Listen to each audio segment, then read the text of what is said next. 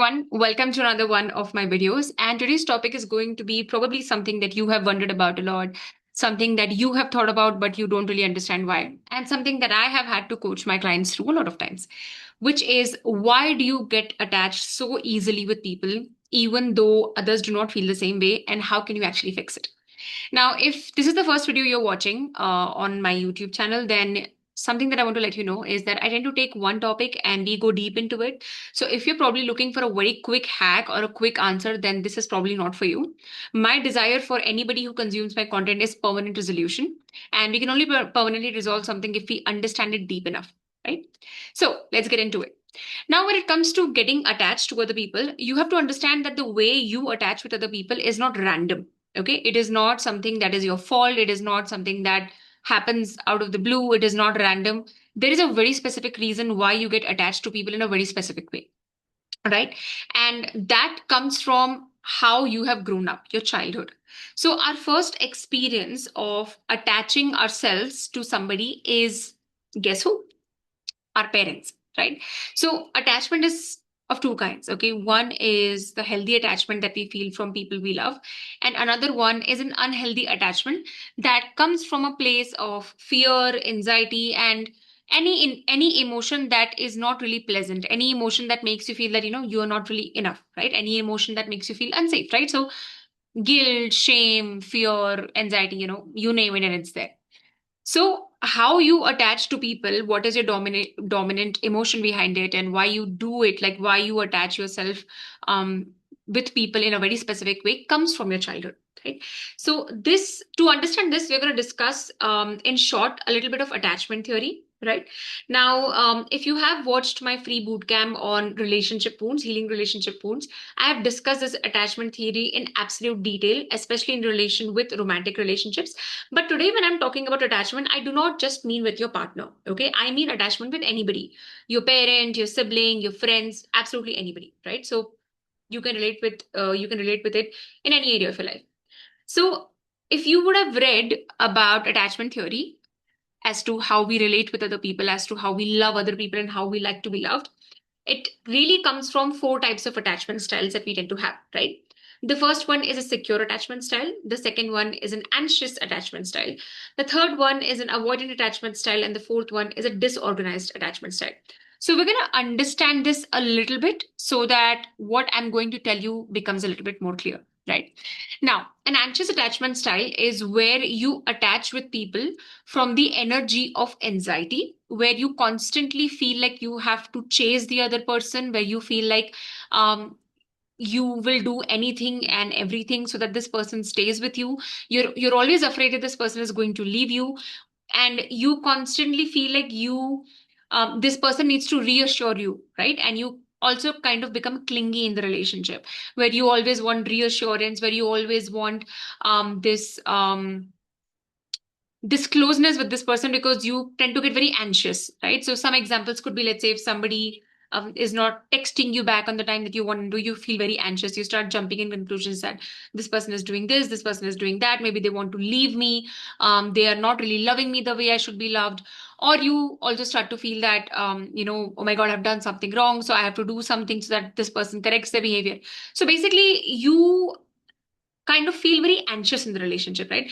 This person that you are attached with, and again, as I said, it can be anybody, your friend, partner, whatever. You think about them all the time, right? Like you start to revolve your life around them. And you start to always think of what can I do so that this person stays in my life, right? Because again, the deep down fear is that this person is going to leave me. Now, this anxious attachment style often comes from a childhood where your parents weren't really there for you consistently, right? Now, I'm not talking about they did not love you. Of course, that can also be the case. But here I'm going to assume baseline that they did love you, okay? But they weren't really there for you. Like you couldn't anticipate whether they will be there for you or not. Maybe they were always busy. Maybe whenever you needed them, they were always occupied with something else. Or there was constant distance between the both of you. Maybe they were sick, or maybe they had to travel for work at all. So you could never trust that they would be there for you, right? And for things that you could not control, they always kind of had to go away. Again, the reason could be anything. For example, your mother always had a lot of household chores, your father always had to travel, so that you could not really hold their presence. right? Like your body did not trust that my parent is actually going to be there for me, right? Now obviously this is a very small explanation. If you really want to understand anxious attachment style, go watch my free bootcamp, Healing Relationship Wounds, and I will just link it in the comment section so you can watch it there as well. So here what tends to basically happen is that you constantly feel that I have to do something to hold the attention of my parent, right? So you become very anxious, right? Like you start to feel very anxious. Now, another theme that we tend to see in an anxious attachment style is also a parentification bond. So, a parentification bond is when you had to be a parent to your parents, which means that the way your parents led their lives, the way they behaved around you had to take responsibility, right? You were guiding them through life, you were taking care of them. Basically, your parents are supposed to be the guide of your life. Your parents are supposed to be people you lean on, but you had to become that, right? So these are a few themes that we tend to see in an anxious attachment style. So growing up, right, now that you grow up, you start to also attach with your friends in a very anxious way. You're always anxious that they might leave you, or they might not value you, or you constantly try to compensate, right? You're always thinking, what can I do more so that they stay with me, right? And you always tend to think about their needs first, like they come first for you, and what they want, what their dreams are, what their hopes are. This is how it looks like. Now, the second attachment style is the avoidant attachment style. So, avoidant attachment style is where you internally are very afraid that this person is going to leave me, and you're very afraid of intimacy and getting attached. But externally, you pretend that you're a very chill person, you're a very cool person. You become very avoidant when you come into relationships, right? And technically, there's a very big fear of getting attached because you're very afraid that if this person gets close to me, they will break my heart. Technically, avoidant attachment style is very prevalent in men because, again, in our society, we don't give enough emotional space, we don't give emotional support to men. So they develop this big fear that if I get close to somebody, they are going to hurt me. So they tend to become very avoidant. Now, usually in movies and TV shows, it's shown as something very cool that, oh, I'm such a cool person, I don't need you, you need me. But what it really is there is a deep fear that if I allow myself to be loved, and if I allow myself to fall in love, then like I'm going to be really disappointed, right? This person is going to hurt me, or this person is going to break my heart. So what they do is they kind of have a shelter around them.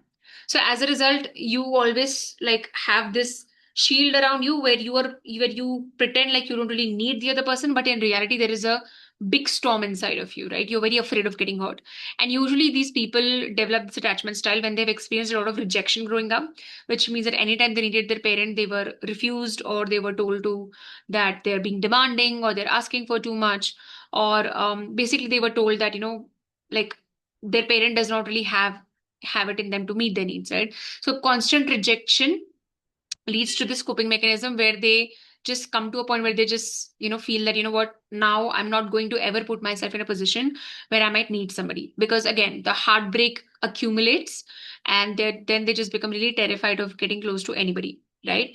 And another is also when they had to become hyper independent, because again nobody was really there to meet their needs, so they become very very hyper independent, right? They consistently revolve their lives just around themselves. We also see commitment phobia here. We also see people being very afraid to commit to anybody because, again, they're very afraid that what if this does not work out, and what if this is not the right thing for me, right?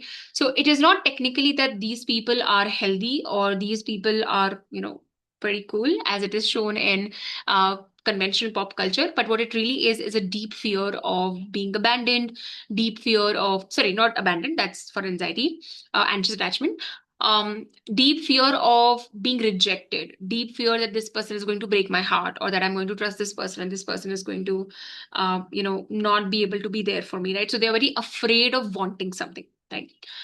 Third attachment style is the disorganized attachment style, which is a mix of both anxious and avoidant, wherein you sometimes feel like I am really anxious about why is this person not responding to me, why is this person behaving a certain way, and revolving your life around this person. And also sometimes feeling that, what, I don't need this person at all, and I'm just gonna make my life just around me. So it's a mix of both, right? Again, technically these people change their attachment styles based on what a situation is like, but inside they feel very insecure, like they don't feel really secure in the relationships. And this often happens when a person goes through a lot of traumatic events in their life. Now, when I say traumatic events, again, if you've not watched my free bootcamp on healing childhood trauma, please go watch it. You will understand what trauma really is. But traumatic events doesn't always mean physical violence or sexual violence. Traumatic events is also what you've experienced, like emotionally and psychologically, right? Emotional violence and psychological violence also leads to trauma. So when you experience consistently traumatic events like this, your body gets very confused. So it adapts to what attachment style it's going to, take. So that's why disorganized attachment style is where you can't really like predict how the person is going to react. The fourth and the last kind of attachment style is a secure attachment style. A secure attachment style is where a person is not afraid of intimacy, not afraid of being loved, as well as loving. They feel secure in their relationships. They are not trying to revolve their lives around their partner or their friends, again, whoever. Also, at the same time, they're not afraid of expressing their needs. They are not always calculating in their head that somebody's going to need them. Basically, they're not afraid of being hurt. They're not always apprehensive that, somebody's going to break my heart or somebody's going to reject me or abandon me and stuff like that. So, secure attachment style is where a person truly has a high self-esteem, right? And of course, these people's childhoods are marked by parents who are very present with them, who make them feel seen, heard, and understood, who give them space, who are there as leaders in their life, who are there as guides in their life, right? So that's what healthy parenting does. So these are the four kinds of attachment styles. In short, again, you want to understand them in depth, go watch the bootcamp on healing relationship wounds. Now, the topic that we're talking about today, right? That why do I get attached to so easily? This comes from anxious attachment style, okay? And when you have an anxious attachment style, what tends to happen is that you feel very decentered as a person, right? So there is a reason you get attached to the other person, right? And we're going to discuss this in short. The very first reason is that you do not have an anchor inside of you, right? So you constantly feel very unstable in who you are as a person, and you always try to find an anchor in other people, right? And sort of like a home, like you so think of it like this. You're like a homeless person and you're always trying to make a home in other people, right? So it can be a friend, it can be a colleague, it can be a partner. You're just looking to get really attached with somebody so that you kind of derive that sense of safety and sense of stability from that person, right? So basically you are trying to find a home in other people, and as a result you get attached to people very easily. And as a result, if let's say there's a change that happens in a relationship, let's say maybe your friend is moving away, or maybe your partner is busy for a few months and as a result they're not able to be there for you, or there is a fight, you get very anxious very fast, right? And you have the tendency to kind of um, jump into fix the relationship or make everything about them, and you are willing to do anything and everything to be in that person's life, right? Because it is not really about the other person here. It is about the fact that you feel homeless within you. Like you don't know what to do with yourself, right? You are somebody who does not know how to enjoy time alone. You are somebody who feels very anxious when you're not in a relationship or not in a friendship. So you basically feel that you derive purpose in life, or you feel stable when somebody else is there in your life, right? And again, it could be a partner, it could be a friend, it could be anybody, right? The second reason you tend to do that is you tend to revolve your happiness, your life goals, your purpose around this person, right? So what you tend to do is you slowly start to revolve your entire life around this person. This can start very small, like only listening to what the other person wants, or slowly adjusting your preferences around them, to taking major career decisions, to changing your career paths, to even marrying a certain person, completely changing your personality according to them, right? So when you like change who you are to fit the other person's needs, that is also a sign of anxious attachment style. And this is also the reason why you get attached so much, right? Because again, you start to form your identity around them very unconsciously, and then you're not able to like distinguish between who I am and where this person are. So there is no beginning and end, right?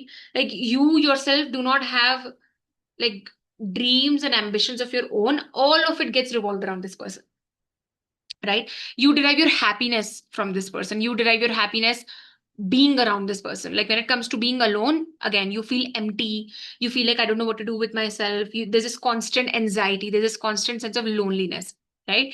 So usually people who have anxious attachment styles find it very difficult to be single, and usually are people who tend to fall into toxic relationships the most. Usually anxious attachment style people tend to get attracted to avoidant attachment style. Why? Because they're used to that chase, like chasing people. And avoidant attachment style people are usually the one who keeps people on that like distance. So they also end up attracting anxious attachment style, right? So when you are wounded, you also attract wounded people in your life. The third is you tend to find very easy to abandon yourself to meet other people's needs, right? So it's very easy for you. So here's the thing, you have to understand that you will always attract people at the vibration you are vibrating at the energy you are vibrating at, right? So for example, if you are somebody who finds self abandonment very easy, right? Like for you to focus on other people's needs and abandon yours is something that comes very naturally to you. You are going to attract toxic people. You are going to attract avoided people. You are going to attract people who may take advantage of you. Why? Because you are okay with it. See, a person who has a secure attachment style, a person who knows how to prioritize themselves, is happy being single, does not feel emptiness, they don't attract toxic people, right? Because they are able to kind of spot patterns and move away very quickly. But when you are somebody to whom self abandonment is very easy, you always end up attracting people like that, right? So your self abandonment is easy, and that is why you kind of fixate on other people's needs, right? So, for example, let's say you and I are friends, and you have an anxious attachment style and we become friends, you will start to slowly revolve your life around me, what my taste and preferences are, when do I travel, what do I like to do. So you may adopt my belief systems, you may adopt the way I think and feel. And if there's any change in my behavior, you may suddenly feel very anxious, you may suddenly feel, oh my god, why is the anxious behavior changing, what have I done, and stuff like that, right? So for you, it's very easy to focus on my needs, right? And usually people who are in anxious have an anxious attachment styles, usually when they enter into a relationship or a marriage, they completely revolve their life around their partner, and this becomes very dangerous because then you put yourself in a very vulnerable situation, right? A lot of women tend to quit their jobs, quit their work, change their identity completely. A lot of men also tend to do that, and as a result, what tends to happen is that if something were to go wrong in a relationship, you have completely abandoned yourself and your support system, right? Another thing that tends to you may see is that people who have an anti-attachment style absorb themselves into their partner's life and completely abandon their life, right? So you must have seen those people, right, who abandon their friends, their family members, and completely get absorbed in their partner's life. They tend to have an anxious attachment style, right? Because their preoccupation is with their partner, right? They become obsessed with it. The next is you tend to feel worthy when the person you're attached with tends to give you that validation, tends to be in your life, right? So if you are not meeting your partner's needs or your friend's needs or whoever you are attached with, you find it extremely difficult to find happiness and to find self-worth, right? So the more your partner or friend, whoever you're attached to, gives you validation, is happy with you, the more worthy you feel. It's like a high, right?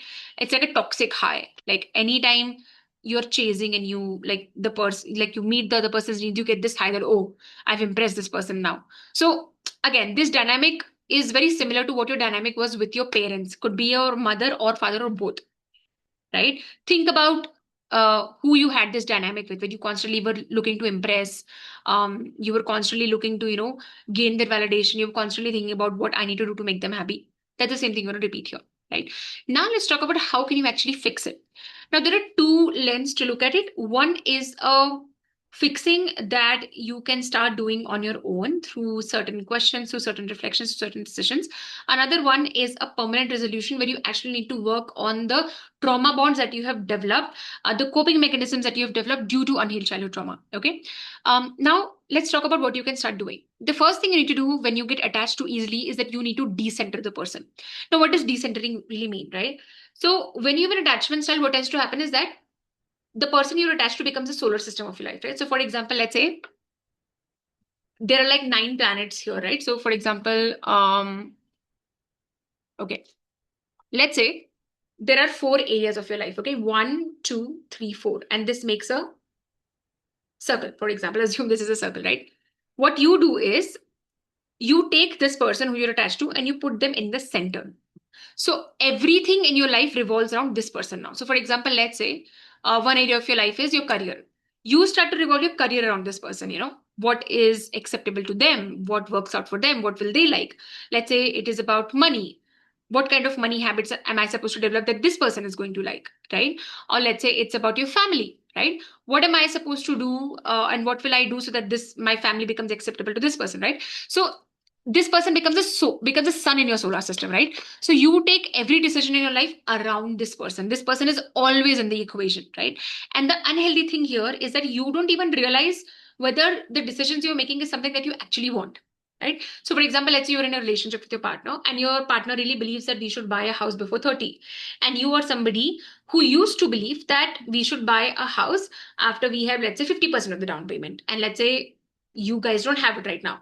If you are an anxious attachment style person, you will do whatever it takes to impress your partner, right? To it will look like love and accommodation, but what it really is abandoning your belief system about money, right? So you may cut corners, you may take a loan, but you will do what your partner wants you to do or what your partner prefers, right? Because his happiness is more important to you than your own beliefs, right? So decentering means that you need to start removing this person from the equation. So start asking yourself that what do I want? Not what does this person want? What do I want? What do I believe from my own wisdom, from my own lived experience of my life, from the world that I have seen, from the experiences I have had, right? And start making decisions from that place, from that energy, right? Not always considering them in the center. Start putting yourself in the center, right? Center yourself and decenter this person. The next is look at the yeah. The next is you have to start creating a life that does not always include them. Now, again, what tends to happen with people who have an anxious attachment style is that everything in their life involves this person, right? So, for example, if I'm going shopping, it will involve my partner. If I'm making a purchase, it will not involve my partner. My partner is my only friend. My partner is the only person I travel with. My partner is the only person I discuss my career with. So, what it does is you don't have anybody else that you are living a life with. Everything is about your partner. Again, I'm just taking an example. It can be a friend also for you, right? And this tends to do is that because you have the habit of pleasing this person or always taking them into consideration because you're anxiously attached to this person like then has a shadow in everything you do, and that's very dangerous. So start doing things, start creating areas in your life where this person is not a part of. So, for example, have more people in your life where you're doing things with them. For example, if it is traveling, is it possible to travel with your friends and family and not just this person? Right? If let's say it's financial matters, are there other people you can discuss them with? Are there career decisions that you can make that does not always include this person? Right? Now, of course, if you're anxiously attached with your partner, it can be difficult to do that, but it's not impossible. Right? And it is very important that you do that. Otherwise, you're going to get absorbed into what this person wants and you will not be able to even differentiate because anxiously attached people are so clever in diminishing themselves and their needs that they tend to convince themselves that, oh, you know what, I also wanted this, right? Instead of actually thinking about what they wanted in the first place, right? Next is start to look at the things that they might not want, but you want. So again, this is an extension of the point that I just made because again, when you convince yourself around everything that they want, and when you only look at their needs, you start to kind of ignore the things that you might not want. So, for example, the example I gave you around the house, maybe the fact that you do not want a house unless until you have a 50% down payment is a place where you and this, let's say your partner disagree with, right? Start talking about your disagreements instead of always finding a solution on your own, right? Start expressing your dissent. Start expressing the things that you do not like or want that your partner may want. Again, the partner is just an example here, right? And open up more dialogue where you both can disagree. This again makes it easier for you to decenter the other person. And the last thing to remember is that you cannot come out of really strong coping mechanisms that you developed as a result of childhood trauma just on your own or just out of talking. There are certain things that you can do, but some bonds and some coping mechanisms are very strong.